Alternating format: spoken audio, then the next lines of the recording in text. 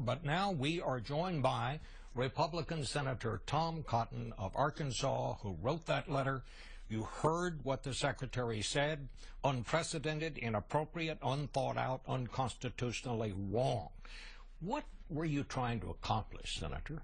Bob, I and 46 other senators are focused on stopping Iran from getting a nuclear weapon, and we wanted to be crystal clear that Iran's leaders got the message that in our constitutional system, while the president negotiates deals, Congress has to approve them for them to be lasting and binding. And I have to say, I'm surprised by Secretary's comments this morning, because just a few days ago he testified before the Senate to say that any deal would not be legally binding. And now he says that future Congresses can't change a mere executive agreement if we disagree with them or if a future president disagrees with them. That's not the way our constitutional system works, and it's certainly not the way we should be negotiating with Iran. Did you talk to the Secretary of State? Did you talk to any Democrats in the Senate before you chose to go directly to the Iranians?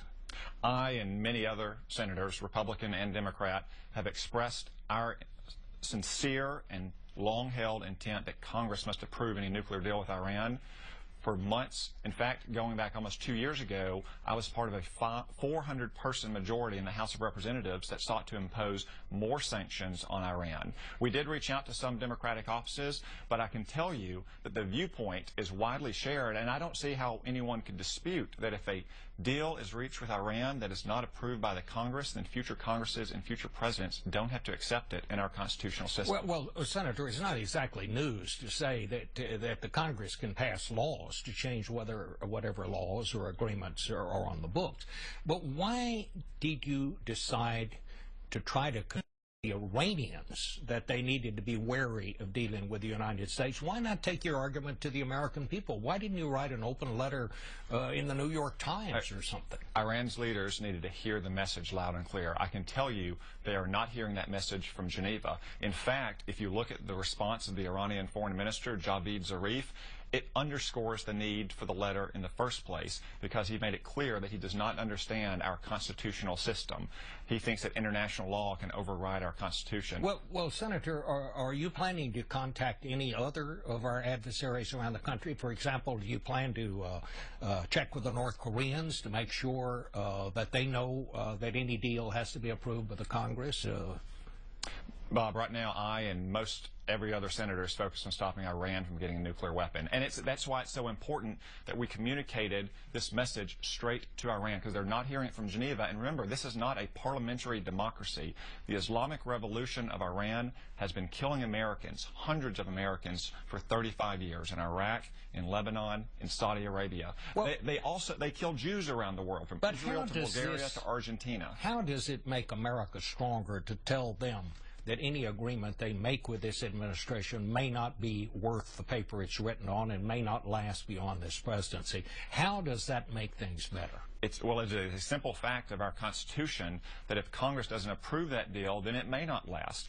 And the deal that is on the table right now is a very bad deal. It would allow Iran to have thousands and thousands of centrifuges to continue enriching uranium. It would do nothing to the military dimensions of Iran's nuclear program. It's excluded entirely the ballistic missile program that Iran has, which is designed solely to strike the United States right here at home, and it could have a 10-year sunset. Bob, since you brought up North Korea, I would point out that in 1994, the United States entered into something called the Agreed North Korea from getting a bomb. They almost immediately started cheating on it, and a mere 12 years later, they detonated their first nuclear weapon. Now the world has to live with the consequences of a nuclear North Korea. I don't want the world to live with the consequences of a nuclear Iran. Earlier today, former Secretary of State Madeleine Albright told our local affiliate here, WUSA, that what you did was akin to during the Cuban Missile Crisis. If a senator had called Nikita Khrushchev and told him he couldn't be certain that President Kennedy could back up any deal he made with him. Do you see a comparison there? No, I would disagree. And Secretary Albright was part of the Clinton administration that entered into the fundamentally flawed agreement for to work with North Korea. But more fundamentally, what we did was to send a clear message to a dictatorial regime. We didn't coddle or conciliate with the dictators in Iran. We told them that the American people 71% of the American people in a recent poll will not accept a deal that puts Iran on the path to a nuclear weapon. 71% of the American people are right, and that's for whom we're speaking. What do you want to happen here? What is your alternative here? Let's say that the deal falls through. Then what? Well, as Prime Minister Netanyahu said, the alternative to a bad deal is a better deal. The Iranians frequently bluff to walk away from the table. If they bluff this week, call their bluff. But Congress stands ready to impose much more severe sanctions. Moreover, we have to stand up to Iran's attempts to drive for regional dominance. They already control Tehran. Increasingly, they control Damascus and Beirut and Baghdad and now Sana'a as well.